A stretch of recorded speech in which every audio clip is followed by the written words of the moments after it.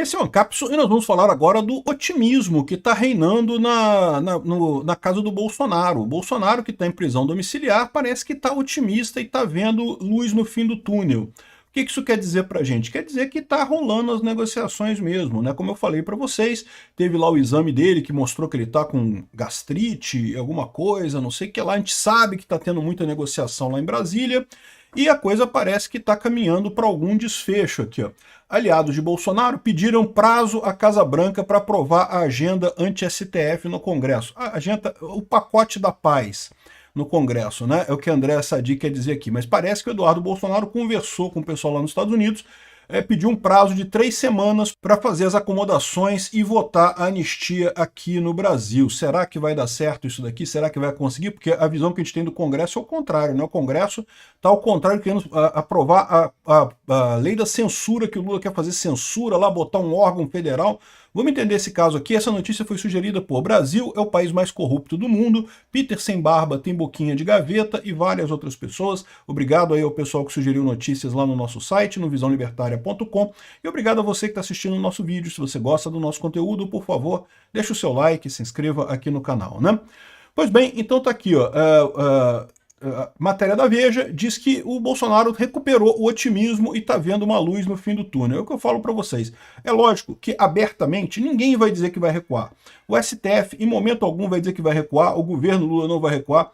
Mesmo no STF, o Alexandre de Moraes, ele não vai recuar mesmo, tá? Ele não é só falar, não, ele não vai recuar mesmo.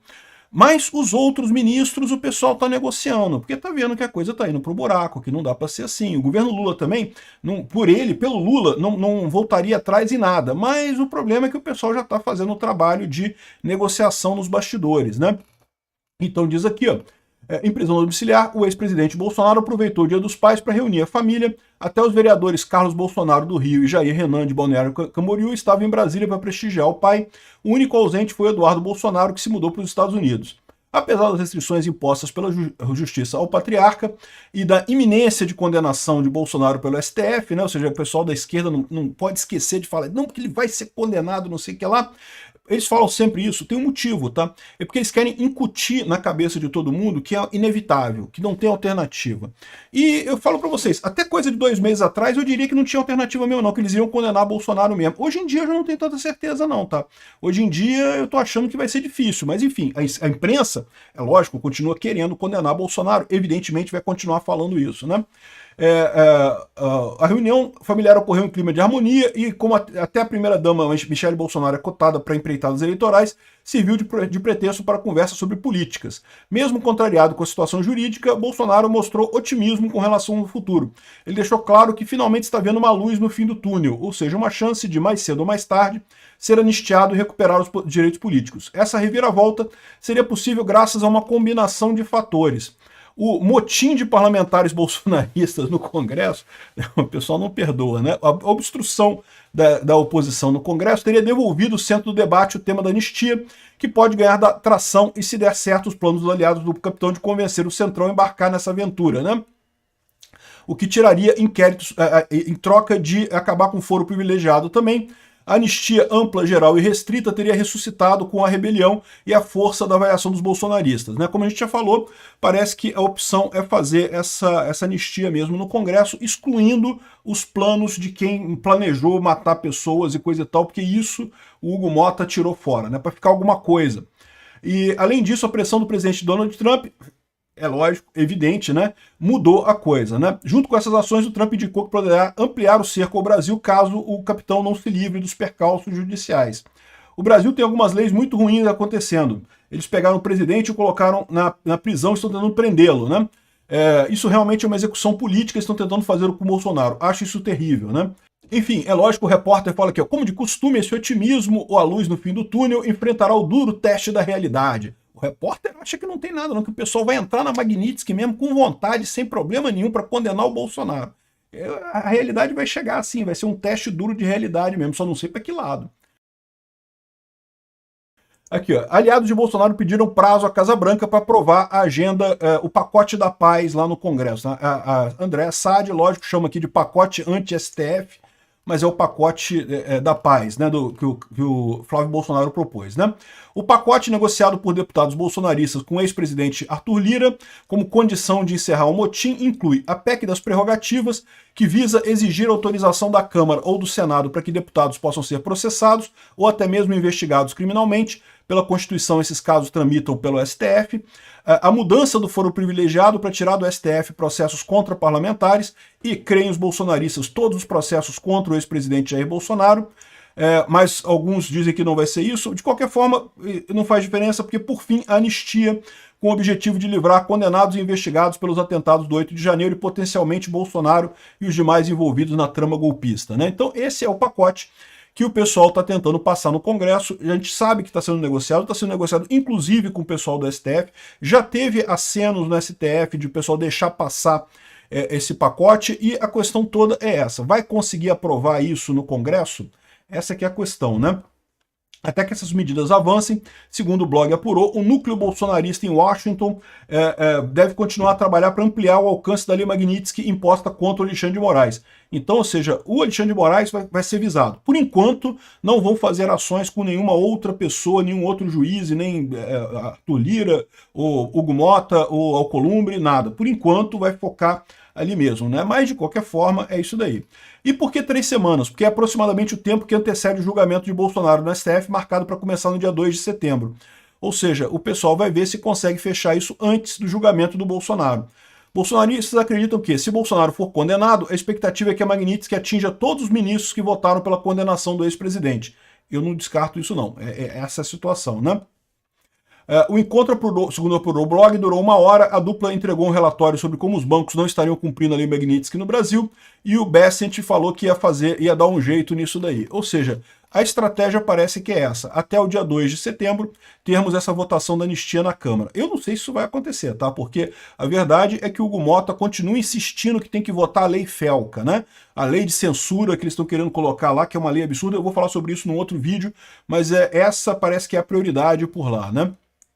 Outra coisa curiosa é justamente o cálculo do STF para marcar o julgamento de Bolsonaro junto com o 7 de setembro. Então você lembra que alguns dias atrás a gente fez um artigo aqui falando que, olha só, deram um recado para o Xandão que está muito rápido esse negócio, né? Ele está acelerando muito esse processo. Pô. O processo normalmente, né, o processo da Marielle não foi votado ainda, não foi julgamento ainda, um monte de casos que está muito mais rápido, né?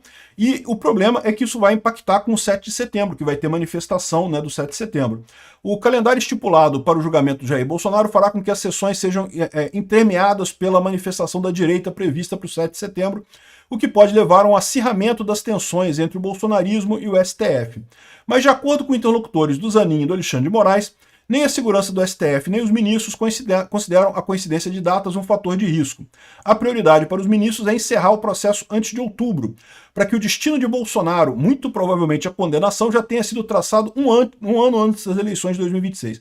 Na verdade, o problema deles é aquilo que eu falei para vocês. Eles sabem que estão numa corrida contra o tempo, que esse processo do Bolsonaro não tem futuro, que vai vir anistia, vai vir soluções, e mais do que isso, quanto mais tempo demorar, menor a chance deles conseguirem essa condenação. Então eles estão querendo, de qualquer jeito, fazer a condenação rápida do Bolsonaro, porque mesmo que depois isso se desmanche, tenha anistia, que o Bolsonaro seja liberado para participar em 2026, o fato é que eles vão poder dizer que Bolsonaro também foi condenado. Bolsonaro, golpista, condenado pelo STF, coisa e tal, só foi liberado depois por uma anistia do Congresso.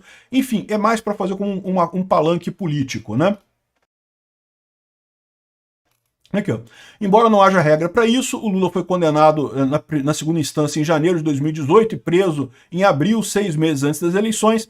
Os ministros consideram que a antecedência de 1 ano, além de simbólica, proporciona uma margem de segurança. Porra nenhuma. O ponto aqui é justamente que eles estão com medo, porque o Lula, quando foi condenado, todo mundo sabia que o Lula tinha feito a coisa errada. Até o pessoal da esquerda estava se afastando do Lula quando o Lula foi condenado. Estava muito clara as provas, as evidências contra o Lula. Então não gerou nenhuma comoção a prisão do Lula. Entre os apoiadores mais diretos dele, é verdade, né? Fez aquele cinema todo ali no sindicato, lá em São Paulo, coisa e tal, mas saindo daquilo ali, não teve problema nenhum. No caso do Bolsonaro, eles sabem que vai ter. E eles sabem que à medida que vai chegando as eleições, fica mais complicada essa situação, né? Aqui, ó, o cálculo leva em conta o fato de que uma das consequências da condenação criminal é a inelegibilidade. E se o Bolsonaro já tenha sido declarado inelegível pelo TSE em 2 processos, considera-se nos bastidores que há risco da decisão ser revertida depois que o Cássio Nunes assumiu o comando da Corte Eleitoral. Eu avisei para vocês desde o início isso, né? Isso pode acontecer. O Cássio Nunes, na presidência do TSE, pode, em tese, derrubar essas condenações no TSE. Daí a preocupação do Alexandre de Moraes de condenar ele a qualquer custo no STF antes das eleições. E, de novo, o pessoal, os jornalistas falam muito otimista, né? Não, porque é certa a condenação, que ele vai ser condenado, vai estar inelegível. Você vê que esse é o objetivo deles. Eles não querem Bolsonaro participando da eleição de 2026 e nunca mais. Porque eles sabem que se participar vai ganhar.